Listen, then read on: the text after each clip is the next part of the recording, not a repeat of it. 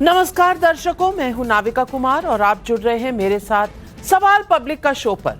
America से trade deal और चीन के मुद्दे पर संसद में संग्राम थमने का नाम नहीं ले रहा। आज शाम 5 बजे प्रधानमंत्री नरेंद्र मोदी को लोकसभा में राष्ट्रपति के अभिभाषण पर धन्यवाद प्रस्ताव पर बोलना था, लेकिन विरोधी सांसदों, खासकर महिला सांसदों की तरफ से नारेबाजी और हंगामे की वजह से लोकसभा की कार्रवाई को कल तक के लिए स्थगित करना पड़ा। प्रधानमंत्री की स्पीच टल गई।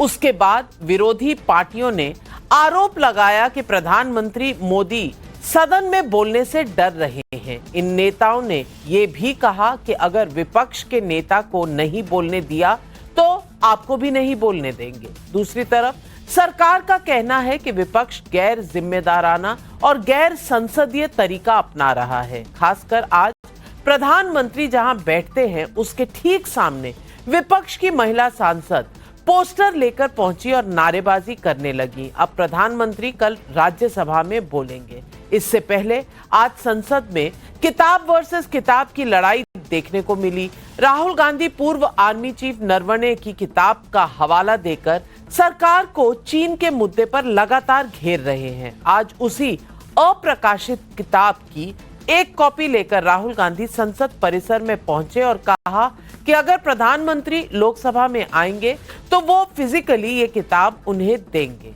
राहुल के किताब के जवाब में बीजेपी ने भी किताब से ही पलटवार कर दिया। बीजेपी सांसद निशिकांत दुबे ने कई किताबों का हवाला देकर पंडित नेहरू, इंदिरा गांधी और सोनिया गांधी पर देश का बंटाधार करने का आरोप लगाया। इन सब के बीच आज ये लड़ाई गद्दार दोस्त और देश के दुश्मन तक पहुंच गई। राहुल गांधी ने संसद परिसर में रवनीत बिट्टू को सरेआम गद्दार दोस्त कह दिया, तो पलटवार करते हुए रवनीत बिट्टू ने राहुल गांधी को देश का दुश्मन कहा। इन सब से अलग अखिलेश यादव अमेरिका के साथ ट्रेड डील पर अलग ही नैरेटिव सेट कर रहे हैं। अखिलेश ने इस डील को सनातन पर बड़ा प्रहार बता दिया, जबकि संसद में कॉमर्स मिनिस्टर पीयूष गोयल ने ट्रेड डील की जानकारी सदन के सामने रखी। लेकिन सवाल है कि ट्रेड डील या किसी दूसरे मुद्दे पर सरकार से जवाब चाहिए तो फिर संसद को चलने क्यों नहीं दे रहे। ऐसे में सवाल है कि संसद में मर्यादा की लक्ष्मण रेखा कौन पार कर रहा है, सत्ता पक्ष या विपक्ष? ये सवाल आज पब्लिक पूछ रही है।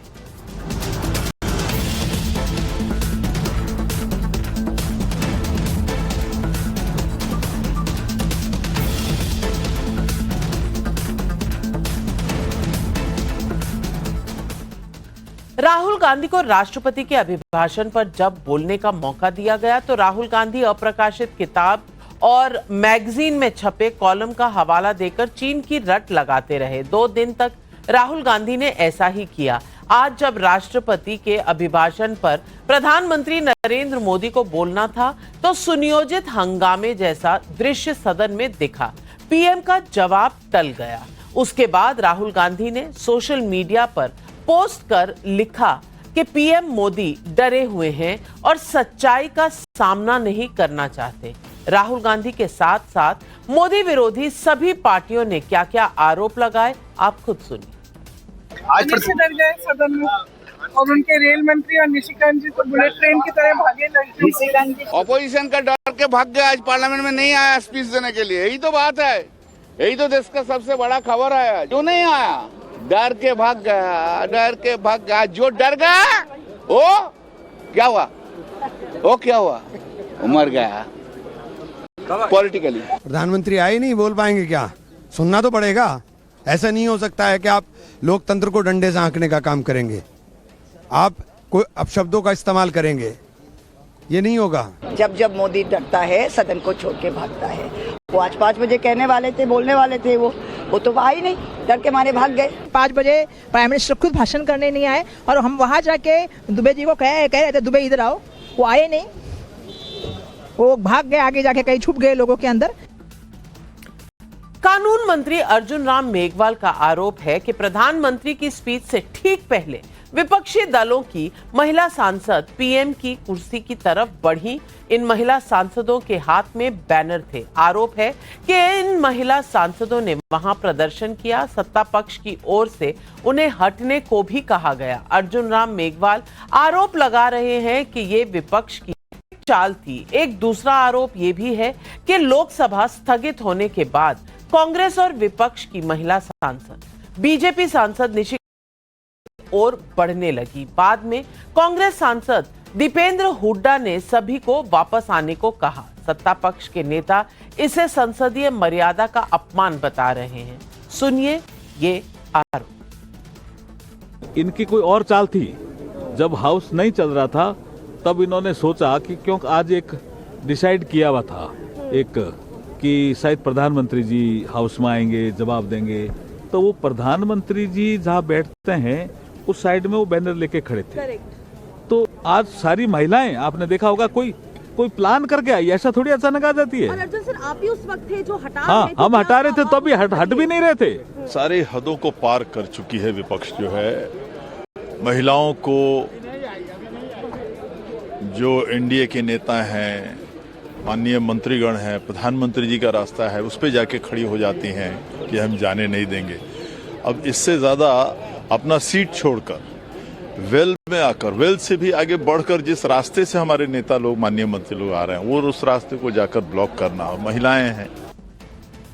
इस बीच अब किताब वर्सेस किताब खुलकर हो रहा है। राहुल गांधी की नरवने वाली अप्रकाशित किताब के बदले बीजेपी सांसद निशिकांत दुबे भी किताबों का बैग लेकर आ गए। सुनिए राहुल गांधी के आरोप और निशिकांत दुबे का पलटवार। ये सरकार कह रही है कि किताब है ही नहीं। Speaker has said that this book does not exist. Government has said this book does not exist. Rajnath Singh ji has said this book does not exist.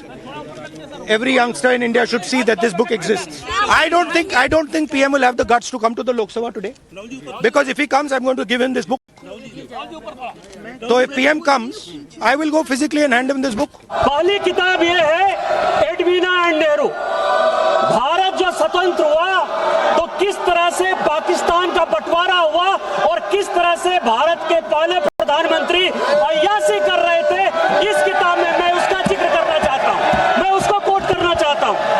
दूसरी किताब है सर, जो मथाई साहब, जो नेहरू साहब के पीए हुआ करते थे, वो कह रहे हैं कि इंदिरा गांधी के साथ उनके व्यक्तिगत संबंध थे और उन्होंने भ्रष्टाचार के आरोप में जो है उनको हटाया।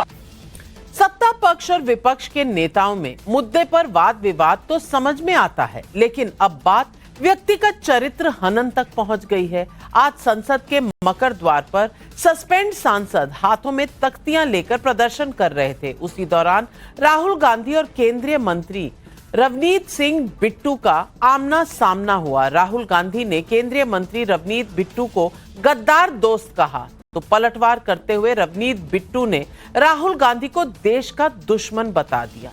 राहुल गांधी के बयान पर बीजेपी ने इससे सिख समुदाय के अपमान से जोड़ दिया। बीजेपी ने कांग्रेस मुख्यालय के बाहर प्रदर्शन भी किया। क्या क्या हुआ सुनिए।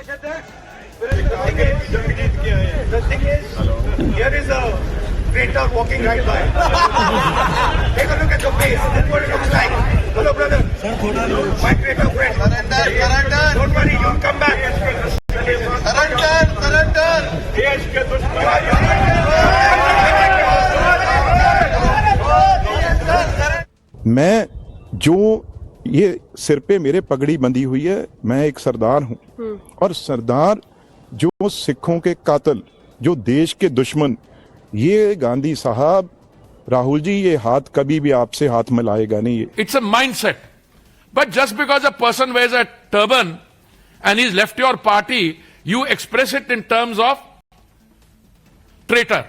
सिखों के प्रति इस तरह के अपशब्द बोलना, यह बताता है कि कांग्रेस की आज भी मानसिकता में बदलाव नहीं आया। अगर कोई गद्दार है तो वो गांधी परिवार है। अमेरिका से ट्रेड डील को सरकार ऐतिहासिक बता रही है। बाजार पर भी इसका असर दिख रहा है, लेकिन मोदी विरोधियों को यह बर्दाश्त नहीं हो रहा। जब डील नहीं हो पा रही थी तब उसके लिए मोदी को कोस रहे थे, अब जब डील हो गई है तो उसके लिए भी कोस रहे हैं। आश्चर्य तो ये है कि अखिलेश यादव जैसे नेताओं ने इस डील को सनातन विरोधी बता दिया। सुनिए। ये जो अमेरिका से डील हुई है, ये डील नहीं ढील हुई है। हमारा पूरा बाजार उनके हाथ में दे दिया। अब सनातनियों को ये चिंता करनी पड़ेगी कि उनका व्रत कैसे सनातनी रहेगा। मान लीजिए डेयरी प्रोडक्ट्स वहां से आ गए तो हमारे सनातनी लोग व्रत कैसे रखेंगे।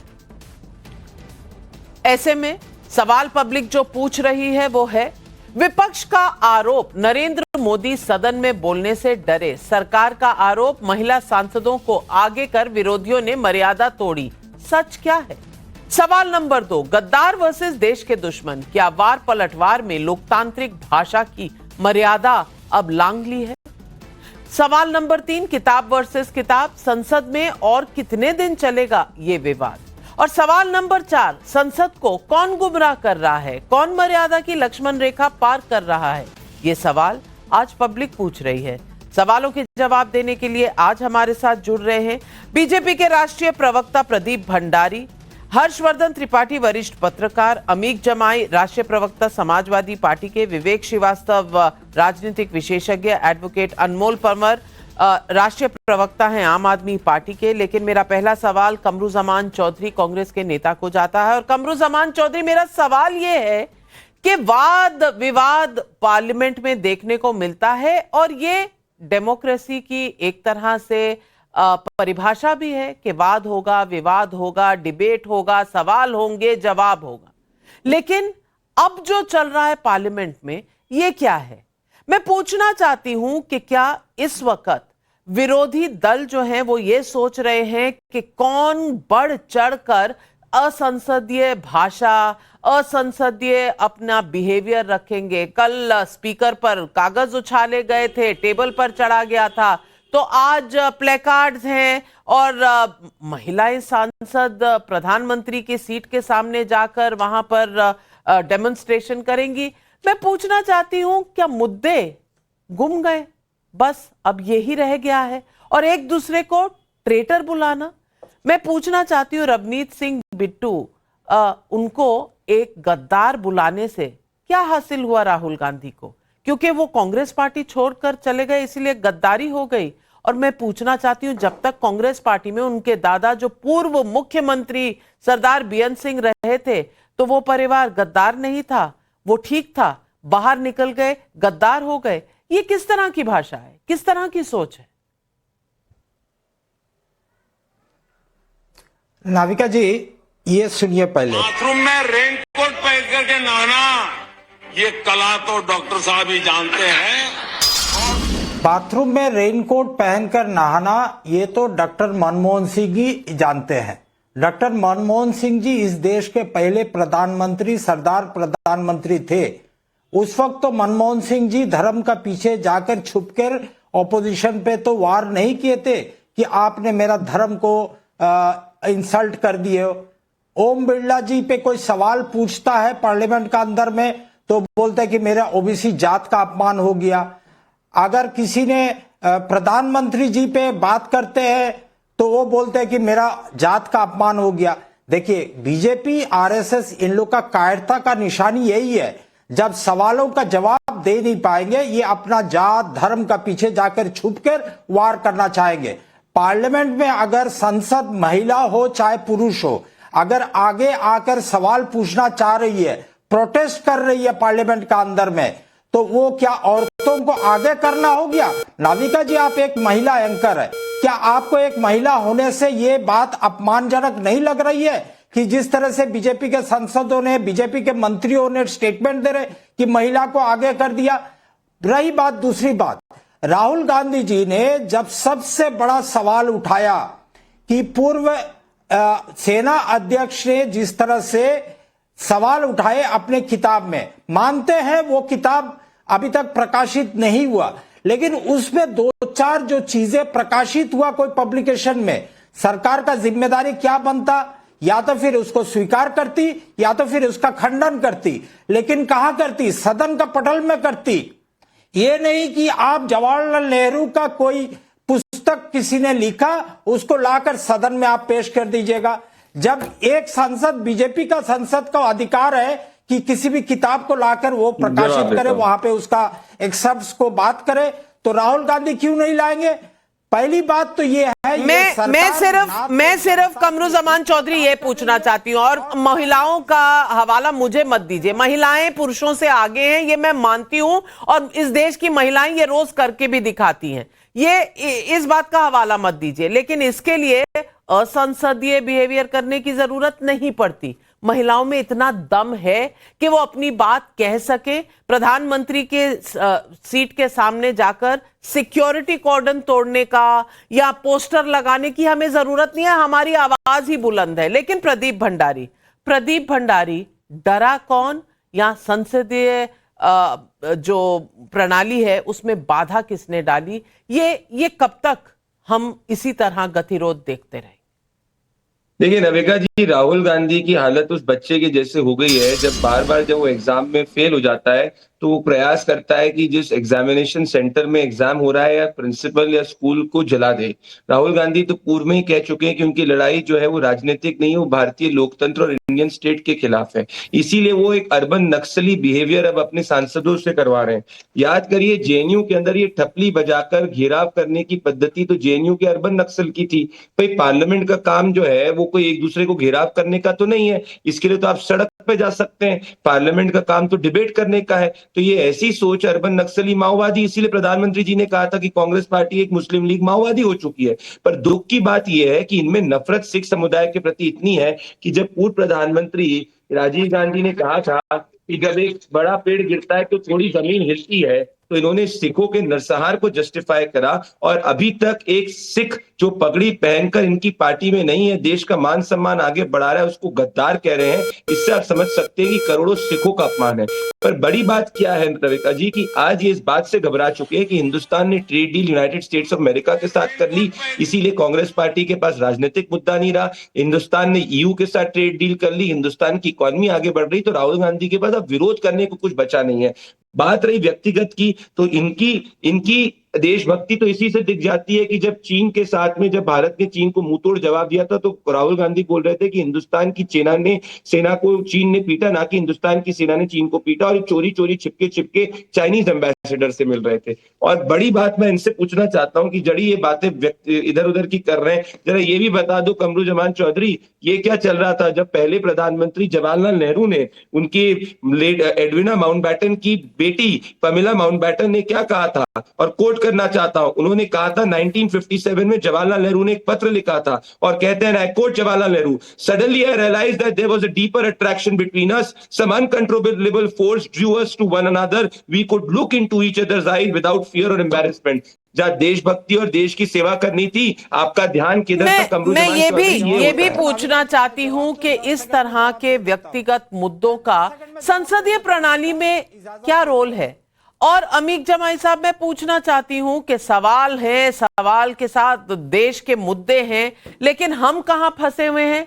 हम फंसे हुए हैं इस बीच में कि ये किताब प्रकाशित हुई या नहीं हुई, कोई मंत्री जा रहा है। और मैं अगर कहूं, मैंने बहुत सालों पार्लियामेंट कवर किया है, लेकिन मकर द्वार पे जिस तरह से आप प्रोटेस्ट कर रहे हैं, ये आपका राइट बनता है, लेकिन राहुल गांधी जिस तरह से हैकल कर रहे थे, ऐसा मैंने पहले इस लेवल पर कम देखा है, शायद नहीं देखा।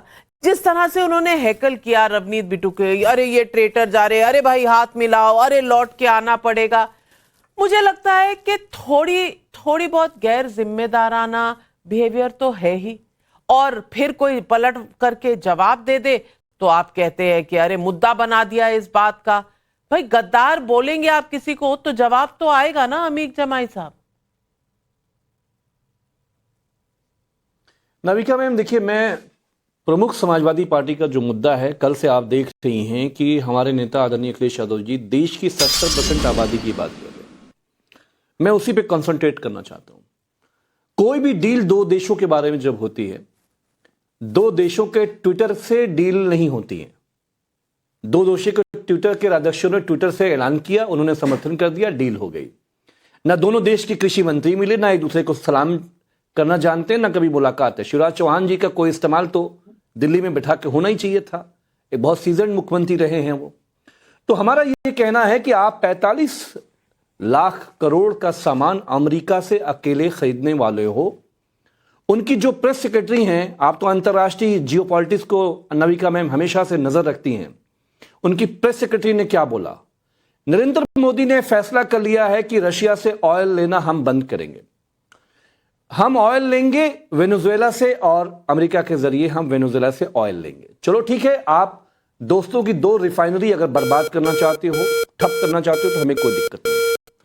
आपने ये कहा कि जो एग्रो इंडस्ट्री है, जो वहां की कृषि एग्रीकल्चर सेक्रेटरी है, वो कह रही हैं अमेरिका का जो ग्रामीण अमेरिका है, जो किसान है, वो माला माल होने वाले हैं, क्योंकि भारत का में की बाजार में कृषि हमारे उत्पाद जाने वाले हैं। आदरणीय अखिलेश जी ने पूछा क्या, उन्होंने उनकी गुनाह क्या है, उनकी गलती क्या है? उन्होंने यही कहा कि हमारे देश का खेतीहर, किसान, मजदूर, डेयरी जो हमारी है, उसको आप बर्बाद क्यों करना चाहते हो? जब हम बात करते हैं कि हमारे फूड्स में पाश्चात्य खाना ना हो, वेस्टर्न खाना ना हो, वेस्टर्न फूड ना हो, तो वही बात उन्होंने कही ना कि भाई जो सनातनी हैं, जो व्रत रखना चाहते हैं, अमेरिका से अखरोट आ रहा है, अमेरिका से सेब आ रहा है, हमारे देश की जो एग्रो इंडस्ट्री है, नरेंद्र मोदी उसको तबाह बर्बाद कर रहे हैं। कल जब वो राज्यसभा में आएंगे, समाजवादी पार्टी अमित जमाई जी, मैं आपको एक बात की बधाई देना चाहती हूं। कम से कम राहुल गांधी के मुद्दे आपके मुद्दे नहीं हैं। आपने सीरियस सवाल उठाया, और सीरियस सवाल ट्रेड डील को लेकर उठाए, इसके लिए मैं आपको बधाई देती हूं। लेकिन मैं साथ में ये भी कहूंगी, क्योंकि आपने खुद ही मुझे अभी सर्टिफिकेट दिया कि मैं जियोपॉलिटिकल सिचुएशन पर नजर रखती हूं, तो मैं आपका ध्यान आकर्षित करूंगी इस बात की तरफ कि क्रेमलिन से भी एक बयान आया था, शायद आपसे मिस हो गया। क्रेमलिन ने कहा कि हमें भारत ने कुछ नहीं कहा है कि वो आगे से हमारा रशियन ऑयल नहीं खरीदेंगे। ये क्रेमलिन का भी स्टेटमेंट आया था। आप कहे तो मैं भिजवा देती हूं आपको, पढ़ लीजिएगा। दूसरी बात, जो आप डेयरी और एग्रीकल्चर की बात कर रहे हैं, आप अमेरिकन ट्विटर बहुत देख रहे हैं। आप अपने देश के कॉमर्स मिनिस्टर को सुन लेते तो उन्होंने भी इस बात का जवाब दिया है, लेकिन वो आपको कभी ना समझ आता है, ना आपकी रुचि रहती है उसे सुनने में। लेकिन राहुल गांधी से आपने अपना अलग रास्ता अपना लिया। प्रदीप भंडारी, इस पर क्या कहेंगे? देखिए, इसी से समझ में आता है कि राहुल गांधी और कांग्रेस की क्या हाल समाजवादी पार्टी उत्तर प्रदेश चुनाव में करने वाली है। जैसे बाइपोल में कांग्रेस पार्टी भीख मांग रही थी कि 1 सीट दे दो, 2 सीट दे दो, 3 सीट दे दो, पर समाजवादी पार्टी ने 1 सीट भी नहीं दी। ऐसे ही मैं आज जमाई जी की तारीफ करना चाहता हूं इस बात पे कि कम से कम आज उन्होंने राहुल गांधी और ये मुस्लिम लीग माओवादी कांग्रेस से करारा कर दिया, और इससे समझ में आता है कि इनके बीच का कोट अनकोट गठबंधन कैसा है। पर जमाई साहब, आप ना क्या है, आजकल पाकिस्तानी रेडियो ज्यादा सुन रहे हो या विदेशी चीजें ज्यादा देख रहे हो, देश की चीजें ज्यादा नहीं देख रहे? क्या पता कि आपकी ज्यादा जो शौक है वो विदेश में होंगे। ये देखो सच्चाई क्या है। जब हमारे हिंदुस्तान ने जाकर अभी ट्रंप यूएस के साथ में ट्रेड डील करी, उसके बाद रशिया का ऑफिशियल स्टेटमेंट आया। रशिया ने कहा कि हमारे भारत के साथ में टाइज बहुत अच्छे हैं और हम इसको वैल्यू करते हैं। जब उनसे पूछा गया कि इंडिया और यूएस ने जो है ट्रेड डील करी, तो रशिया क्या कहता है? We respect bilateral relationships between US and India. तो भैया, रशिया को दिक्कत नहीं, बड़ी जमाई साहब को दिक्कत हो रही है। और हमारे कॉमर्स मिनिस्टर ने जब कह दिया कि भाई एक भी कृषि उत्पाद जो भारत में पहले नहीं आ रहा था वो अभी भी नहीं आएगा, तो हिंदुस्तान पे विश्वास क्यों नहीं रखते? और जमाई साहब, मुझे लगता है आप आदरणीय स्वर्गीय मुलायम सिंह यादव जी को भी नहीं पढ़ते हो और उनको भी नहीं सुनते हो, क्योंकि अगर आप उनको सुन रहे होते तो आपको पता चलता कि असली कायरता क्या होती है। ये रहा मुलायम सिंह यादव जी का बयान, और ये बयान है 29 अप्रैल 2013 का। वो कहते हैं कि यूपीए की सरकार से कायर सरकार उन्होंने नहीं देखी।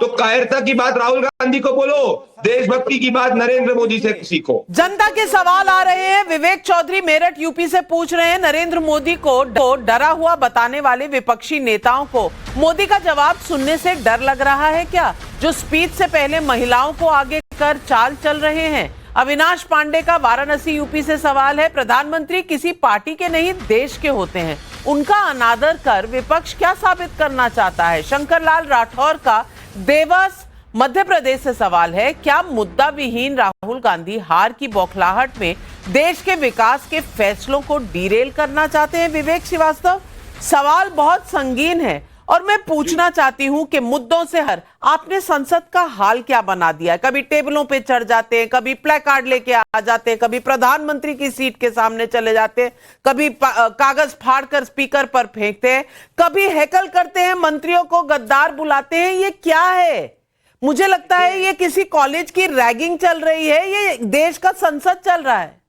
देखिए, आप कम से कम एक बात की सराहना जरूर करेंगी, आप वरिष्ठ पोजीशन पर हैं, महिला हैं, और मेरी आपसे मुख्तलिफ राय हमेशा रहती है बहुत से मुद्दों पर, लेकिन आप इस पोजीशन पे हैं, इसके लिए आप एक रोल मॉडल है नाविका जी, लाखों करोड़ों महिलाओं के लिए जो रोज आपको टेलीविजन पे देखती हैं। पहली चीज तो आप कम से कम सराहना करिए कि चाहे प्रोटेस्ट हो, चाहे प्ले कार्ड हो, चाहे कुछ भी हो, संसद में भी महिलाओं कम से कम आगे हैं। और इंडिया अलायंस की जो नेत्रियां हैं वो खड़े होकर के अगर एक अग्रेसिव तरीके से प्रोटेस्ट कर रही हैं, मेरे ख्याल से वुमेन एम्पावरमेंट का ये एक अच्छा तरीका है, इसमें हमें कोई गुरेज नहीं करना चाहिए। आप मुद्दों के ऊपर जरूर प्रश्न करिए कि उनका मुद्दा सही था या गलत, लेकिन ये कहना जिस तरीके से बीजेपी और उसके सपोर्टर कह रहे हैं कि महिलाओं को आगे कर दिया, बिल्कुल करना चाहिए, हर चीज में महिलाओं को आगे करना चाहिए, और 50% की आबादी आगे रहेगी तभी देश बढ़ेगा। दूसरी बात, ऑनरेबल प्राइम मिनिस्टर नहीं आए, 5 बजे आना था, ये एक अनफॉर्चुनेट चीज है डेमोक्रेसी के लिए, मेरे देश के लिए, संसद के लिए भी। चाहे कुछ भी हो, मार्शल्स हैं, सिक्योरिटी है, सब कुछ है, प्रधानमंत्री को जरूर आना चाहिए था। ना आकर के एक गलत मैसेज मेरे प्रधानमंत्री ने देश को दिया है। हम चाहेंगे चाहे हरदीप पुरी हो, चाहे ऑनरेबल प्राइम मिनिस्टर हो, बीजेपी का कोई भी नेता हो, एप्स्टीन फाइल्स को लेकर के पूरे विश्व में अगर अफवाहें हैं जिन पे अगर मैं भी ना विश्वास करूं, जब तक ऑफिशियली खड़े होकर के क्लैरिफिकेशन सरकार नहीं देगी तब तक क्लैरिटी नहीं आएगी और लोग गलत। विवेक श्रीवास्तव जी, मैं विमेन एम्पावरमेंट की बात आपके मुंह से सुनकर थोड़ी सी सरप्राइज जरूर हूं। महिलाओं को आगे करना, आप कहते हैं प्रधानमंत्री डर गए नहीं आए, मुझे तो लगता है कि जो लोग महिलाओं के पीछे छुप कर वार कर रहे हैं, डरे हुए वो हैं, और महिलाएं आगे हैं, एम्पावर्ड हैं। महिलाएं असंसदीय काम करके पावरफुल नहीं बन जाती, और मुझे नहीं लगता ये रोल मॉडल होता है किसी के लिए कि आप असंसदीय भावनाओं से वहां जाइए और प्रोटेस्ट करिए तो आपका गुणगान होना चाहिए। हमारी आवाज और हमारी जो बिहेवियर है वो अपने आप में इतनी मजबूत है कि हमें इस तरह के काम करने की जरूरत नहीं है। वो आप पुरुषों के लिए ठीक है कि टेबल पर चढ़ जाइए तो बहुत अच्छे लगेंगे, महिलाओं को ये सब करने की जरूरत नहीं है क्योंकि उनकी हर लफ्ज में दम भरा हुआ है। हर्षवर्धन त्रिपाठी जी, ये रोल मॉडल किसको बना रहे हैं? रैगिंग को, हेकलिंग को, डेमोन्स्ट्रेशन को, अनपार्लियामेंट्री बिहेवियर को ये लोग बताना चाह रहे हैं देश और दुनिया के सामने कि यही तरीका है जीने का। नविका जी, आज सदन में भारतीय जनता पार्टी के सांसद निशिकांत दुबे ने जो टिप्पणी की है वो बेहद घटिया टिप्पणी है कि देश के प्रधानमंत्रियों को अय्याश, गद्दार, भ्रष्टाचारी ये सब कहा गया, और वो सब छपी पुस्तकों के हवाले से कहा गया। और ये सब हुआ क्यों? क्योंकि राहुल गांधी एक बिना छपी अनपब्लिश्ड बुक्स के हवाले से और भारत की सेनाओं का मनोबल तोड़ना चाहते थे। एक ऐसी स्थिति कर रहे थे जिसको हास्य की तरह ले रहे थे। और वो अगर देखिए, मैं तो समझ नहीं पाया सत्ता पक्ष के लोग क्या रणनीति बनाते हैं। मैं तो ये मानता हूं कि राहुल गांधी को बिना छपी पुस्तक भी पढ़ लेने देना चाहिए था, उसके बाद उसको एक्सपंज करा देते, उसको ऑफ रिकॉर्ड करा देते क्योंकि नियम होता। लेकिन जरा सोचिए वो कह कैसे रहे थे। अच्छा, ऐसे नहीं तो हम ऐसे बोल देते हैं। अब आज निशिकांत दुबे ने और प्रधानमंत्रियों पर वो घटिया टिप्पणी हुई है, मैं तो उसको ठीक नहीं मानता हूं किसी भी नेता पर इस तरह की टिप्पणी। लेकिन जितनी चीज है उन्होंने पुस्तकों के हवाले से दी, संदर्भ के साथ दी, बाकायदा उन लोगों के हवाले से दी जो प्रधानमंत्रियों के साथ काम करने वाले रहे, कोई उनका पीए रहा, कोई उनके साथ बहुत नजदीक संबंधों में रहा। वो सब कुछ आज देश ने देख लिया। देश ने यह भी देख लिया कि कैसा सेंस ऑफ एंटाइटलमेंट है कि राहुल गांधी को लगता है कि जो उनके साथ नहीं है वो गद्दार हो गए। ये कौन सी शब्दावली है भाई? आप क्या भारत का कोई रजिस्ट्री बैनामा लिखा कर आए थे क्या? कि आपके नाम खसरा खतौनी लिख दी गई थी कि ये भारत जो है पूरी तरह से गांधी परिवार का? उन्होंने जिस तरह से रवनीत सिंह बिट्टू पर टिप्पणी की है, इससे नीचे राहुल गांधी अब कहां लेकर जाएंगे, सोचने वाली बात है। और मैं कई बार पहले कह चुका हूं कि राहुल गांधी राजनीति के योग्य नहीं है, आज राहुल गांधी ने यह दिखा दिया वो सदन में रहने लायक नहीं है। लीडर ऑफ अपोजिशन का ऐसा व्यवहार संसद के गेट पर आपको भी नहीं याद होगा, मुझे भी नहीं ध्यान में है, क्योंकि भारतीय संसदीय इतिहास में है ही नहीं। कोई नेता प्रतिपक्ष ऐसा नहीं हुआ, कोई नेता प्रतिपक्ष इस तरह का व्यवहार नहीं करता है। और मुझे लगता है ये सभी दलों के लिए चिंता की बात होनी चाहिए। आप अगर एआई जनरेटेड वीडियो में प्रधानमंत्री नरेंद्र मोदी पर घटिया टिप्पणियां करेंगे तो उस तरह की घटिया टिप्पणियां पुस्तकों के हवाले से, संदर्भों से आपके ऊपर आएगी।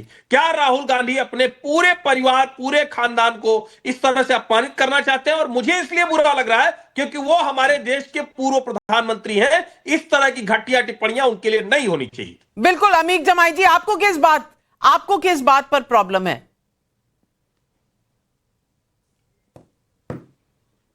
देखिए, ऐसा है कि निशिकांत दुबे को गृह मंत्री जी ने आगे किया। वो नहीं चाहते थे कि प्रधानमंत्री जी पे चाइना को लेकर चर्चा हो। हमारा यह कहना है कि अगर आर्मी चीफ हमारे नरवणे साहब अगर इतनी देश विरोधी बातें उन्होंने अपनी किताब में लिखी है तो उनके खिलाफ आप एफआईआर करिए, उनको फांसी पे टांग दीजिए अगर वो गलत है। अगर प्रधानमंत्री जी की गरिमा पर उन्होंने सवाल उठाया है, क्या नेता मरहूम नेता मुलायम सिंह यादव जी ने हमेशा पिछली सरकारों को, प्रधानमंत्रियों को नहीं बताया कि पाकिस्तान से खतरनाक अगर कोई है तो चीन है? नवका जी और गलत बात कर रहे हैं। प्रदीप भंडारी नए प्रवक्ता, जब नेताजी डिफेंस मिनिस्टर थे, चीन को 200 मीटर अंदर घुसेड़ दिया था। सुनो, चीन को 200 मीटर बॉर्डर से अंदर घुसा दिया था। उनके बारे में जो शब्द इस्तेमाल कर रहे हो, तमीज से पेश आया करो जब नेशनल टेलीविजन पे बैठते हो। आर्मी चीफ जो है उन्होंने स्पष्ट कहा था कि उनको खुली छूट दी गई थी और हिंदुस्तान ने लेकिन प्रदीप भंडारी, उस किताब में भी तो यही लिखा था, उस मैगजीन में भी तो यही लिखा था कि प्रधानमंत्री ने पूरी तरह से इजाजत दी थी कि जो सही समझो वो करो। और आर्मी चीफ जनरल है, उनका काम है कि इस वक्त जो करना, आपके हाथ बंधे हुए नहीं है, वो जो ठीक समझे, जो स्ट्रैटेजी मिलिट्री की हो वो अपनाए। तो फिर रोका क्यों गया राहुल गांधी को? ये भी एक सवाल है। सवाल ये नहीं है कि चीन पर डिस्कशन होनी चाहिए या नहीं। सवाल ये है कि आपको अगर डिस्कशन करनी है, मॉरल हाई ग्राउंड लेना है, तो भैया कम से कम संसदीय तरीके से तो करेंगे। यूं तो जिस तरह से संसद चल रही है, मुझे नहीं लगता किसी को भी चिंता है कि देश के लोगों के मुद्दे क्या हैं। और अनमोल पंवर साहब, मैं यही सवाल पूछना चाहती हूं। और अनमोल पंवर साहब, ये पब्लिक के भी सवाल हैं। संजय मिश्रा बदोही से पूछ रहे हैं, राहुल गांधी को नामचीन परिवार का सदस्य होने का अहंकार है क्या, इसलिए उनको लगता है कि उनसे सब डरते हैं? राकेश कुमार का नोएडा यूपी से सवाल है, जब मोदी संसद में जवाब देते हैं तो विपक्षी नेता भाग खड़े होते हैं, क्या जनता नहीं देखती कि कौन सचमुच डरा हुआ है? अशरफ अली खान पूछ रहे हैं, राहुल गांधी गलत हैं तो क्या इस गलती की सजा नहीं है? सत्ता पक्ष के प्रवक्ता प्रदीप जी से पूछिए कि क्यों केस नहीं करते। पहले अनमोल पवार जी आप, प्रदीप भंडारी आती हूं। देखिए नाविका जी, आपने बिल्कुल ठीक कहा, राहुल गांधी महत्वपूर्ण नहीं है, देश की जनता के मुद्दे महत्वपूर्ण हैं। विपक्ष की जिम्मेदारी है कि वो सरकार से सवाल पूछे, लेकिन संसदीय गरिमा में रहते हुए। और सत्ता पक्ष की भी जिम्मेदारी है कि जो आज देश की 140 करोड़ जनता जवाब जानने में दिलचस्पी रखती है कि आखिर हमारे देश के किसानों की पीठ में छुरा क्यों घोंपा गया। जो ये इंडिया यूएस ट्रेड डील हुई है, जिसे ऐतिहासिक बताया जा रहा है, मैं जानना चाहता हूं कि जब इंडिया ने अमेरिका गुड्स पे टैरिफ 0% कर दिया तो ये डील ऐतिहासिक कैसे है? जब अमेरिका ने टैरिफ 3.3% से बढ़ा के 18% कर दिया तो ये डील ऐतिहासिक कैसे है? जब भारत ने अमेरिका के लिए खेती के सारे बाजार खोल दिए तो ये डील ऐतिहासिक कैसे है? आप लोग कह रहे हैं कि जी सरकार कह रही है कि जी 500 बिलियन का जो है आयात करेंगे। मैं बता दूं, देश भारत जो है कुल 700 बिलियन का आयात करता है, तो ये संभव ही नहीं है। वहां पे डोनाल्ड ट्रंप ये बता रहे हैं कि हम रशिया से तेल नहीं खरीदेंगे, वो बता रहे हैं कि हम वेनेजुएला से तेल खरीदेंगे, लेकिन हमारे देश के प्रधानमंत्री ने देश की गरिमा को तार तार कर दिया। जब से एप्स्टीन फाइल में उनका नाम आया है, उनकी जबान नहीं खुल रही। वो बोलना नहीं चाहते। नहीं, केस हो जाएगा जाने क्यों उन्होंने अमेरिका के सामने सरेंडर कर दिया। जो शीश महल के अंदर बैठे हुए फालतू बातें मत करो। देश के ये क्या कहा था आतिशी ने क्या कहा था हमारे जवाब दीजिए ना आप। दिल्ली देश के प्रधानमंत्री को सदन में आके बताना चाहिए के गुरुओं का अपमान किया था। उनका नाम जो है एक ऐसे व्यक्ति से जोड़ा जा रहा है राहुल गांधी के साथ में बैठ के हिम्मत मत करिएगा। हम तो चाहते हैं दूसरी बात सुन लो, संसद के भाषा की बात तो मत करो अनमोल पवार। ये क्या चल रहा था आतिशी द्वारा? आतिशी द्वारा क्या चल रहा था? जो हमारे गुरुओं का अपमान करा, हमारे गुरुओं का अपमान किस तरीके से किया था, ये तो समझो। बिलबिलाए तो तुम वो शीश महल के अंदर बैठ के क्या क्या करते थे। कमरू जमान चौधरी, एक बात तो तय हो गई। कमरू जमान चौधरी जी, आपको चिंता करने का समय आ गया है। ना सपा आपके साथ है, ना आम आदमी पार्टी आपके साथ है। उनके मुद्दे कुछ और हैं, आपका मुद्दा कुछ और है। आप राहुल गांधी को हीरो बनाने में इतने व्यस्त हैं कि आप देख नहीं रहे कि बाकी पार्टियां अपने मुद्दे उठाना चाहती हैं, सवाल पूछ रही हैं। लेकिन मैं पूछना चाहती हूं, आए दिन क्या कांग्रेस पार्टी नहीं कहती कि राहुल गांधी के बारे में देशद्रोही का इल्जाम लगाते हैं? उनके घर में तो शहीद उनके परिवार वाले हो चुके हैं, तो शहीद तो फिर बेअंत सिंह जी भी हुए थे। उनके पोते को आप गद्दार कह रहे हैं, ये लाइसेंस किसने दिया? ये भी तो सवाल है। नहीं, पहला सवाल का जवाब आप ले लीजिए। देखिए, देश कोई एक पार्टी का तहत नहीं चलता है, यहाँ पे मल्टी पार्टी डेमोक्रेसी है और देश के इतने मुद्दे आज भाजपा सरकार नजरअंदाज करके चल रही है कि हर मुद्दे पे डिस्कशन होना तय है। कोई मुद्दा कांग्रेस उठाती है, कई मुद्दा समाजवादी उठाएंगे। आज तो ममता बनर्जी सुप्रीम कोर्ट में पहुंच गई है नरेंद्र मोदी का इलेक्शन कमीशन के खिलाफ, उस पर भी तो चर्चा होनी चाहिए था। मणिपुर में एक नया चर्चा आपने होने कहां दी? चर्चा आप होने कहां दे रहे हैं? आप कभी प्रधानमंत्री ने बोलना हो तो आप लोग टेबल पर चढ़ जाते हैं, आप स्पीकर पर कागज फेंकते हैं, महिलाएं प्लेकार्ड लेकर चली जाती हैं वेल के बीच में। हर्षवर्धन त्रिपाठी, ये जवाबदेही अगर सरकार की बनती है तो जवाब में इंटरेस्टेड कौन है? नजर आ रहा है कोई संसद में जो जवाब सुनना चाह रहा हो? नविका जी, जब राहुल गांधी बोले हैं, पूरा भाषण होने से पहले वो चले गए, चाहे वो सुनना हो चाहे बोलना हो। राहुल गांधी के पास इतने विचार, इतने शब्द हैं ही नहीं। सत्ता पक्ष की रणनीति मुझे नहीं समझ में आ रही। अगर वो नरवणे जी की किताब का अनपब्लिश्ड बुक का भी कोट वो करने देते तो मैं दावे के साथ कह सकता हूं कि एक पैराग्राफ से आगे वो बोल नहीं पाते। और कमाल की बात ये कि नरवणे साहब ने खुद जो कहा है वो सबको भूल गया। उन्होंने कहा 1 इंच जमीन हमारी किसी ने नहीं ली, जो जैसा था वैसा ही है। उन्होंने खुद बताया कि हमारी क्या रणनीति थी, हम किस तरह से आगे बढ़े। वाईके जोशी जो नार्दर्न आर्मी के कमांडर थे, उन्होंने जो बताया। इसके बावजूद अगर वितंडा खड़ा करना है और जो उचित समझो वो करो, इसका मतलब कि देश का प्रधानमंत्री देश के सेना अध्यक्ष को खुली छूट दे रहा, इससे बड़ी बात नहीं हो सकती। ये उस वक्त भी सामने आया था और मैं फिर कह रहा हूं, राहुल गांधी की रुचि दूसरी चीजों में है। अगर आपको ध्यान में हो, सदन के बाहर भी उन्होंने कहा कि अभी तो बहुत कुछ है, प्राइम मिनिस्टर कॉम्प्रोमाइज हो गए हैं, और फिर हंसते हुए मुस्कुराते हुए एप्स्टीन फाइल का नाम लिया, फिर हंसते मुस्कुराते हुए अडानी का नाम लिया।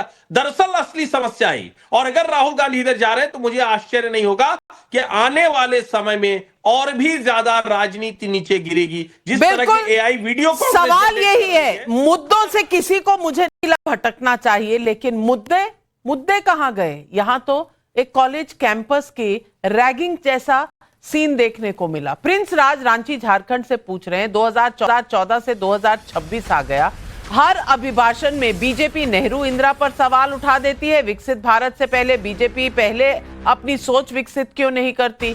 हिमानी का प्रयागराज से सवाल है, ऐसा क्यों होता है कि ऑपरेशन सिंदूर हो या ट्रेड डील, कांग्रेस को भारत सरकार से ज्यादा ट्रंप पर भरोसा हो जाता है? ये सवाल पब्लिक पूछ रही थी। हमने एक सर्वे भी किया और इस सोशल मीडिया सर्वे पर हमने सवाल पूछा जनता से, आज के दौर में संसद में मर्यादा की लक्ष्मण रेखा कौन पार कर रहा है? 22,000 लोगों ने जवाब दिया। विपक्ष 76% लोग कहते हैं विपक्ष ने लक्ष्मण रेखा पार की, सत्ता पक्ष ने पार की, ये 18% लोग कहते हैं। 6% 76% लोग मानते हैं कि विपक्ष ने लक्ष्मण रेखा पार की। मैं पूछना चाहती हूँ, इस सारे मुद्दे में हम और आप कहाँ रह गए? हमारा साथ सबने छोड़ दिया। क्या जनता के कोई मुद्दे उठाएगा? ये सवाल आज पब्लिक पूछ रही है। तमाम पैनलिस्ट को और दर्शकों आपको देती हूँ धन्यवाद और लेती हूँ आपसे इजाजत।